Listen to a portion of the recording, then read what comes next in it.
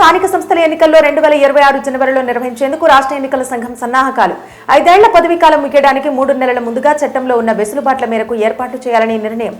ప్రస్తుత సర్పంచ్ వచ్చే ఏడాది ఏప్రిల్లో, నగరపాలక పురపాలక నగర పంచాయతీల్లో వచ్చే మార్చిలో ముగియనున్న పదవీకాలం.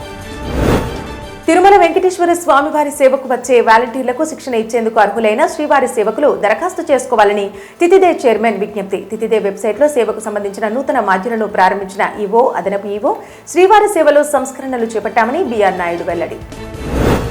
వాయువ్య బంగాళాఖాతంలో ఉత్తర ఒరిస్సా తీరానికి కొనసాగుతున్న తీవ్ర అల్పపీడనం.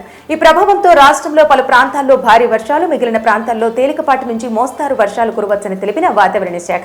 సముద్రం అలజడిగా మారిన నేపథ్యంలో మత్స్యకారులు వేటకు వెళ్లరాదంటూ అమరావతి వాతావరణ కేంద్రం సూచనలు జారీ. పిఠాపురంలో ఒకరోజు ముందుగానే ప్రారంభమైన ఉపాధ్యాయ దినోత్సవ వేడుకలు. 2000 మంది అధ్యాపకులకు కానుకలు సమర్పించిన పవన్ కళ్యాణ్. మహిళలకు చీరలు, పురుషులకు ప్యాంటు, షర్టు అందజేత. విజయవాడ బెంగళూరు ఎయిర్ ఇండియా విమానానికి ఏర్పడిన అంతరాయం. గన్నవరం ఎయిర్పోర్టులో టేకాఫ్ అవుతుండగా విమానం రెక్కను ఢీకొట్టిన పక్షి. విమానాన్ని సురక్షితంగా రన్వే మీదకు తీసుకొచ్చిన పైలట్.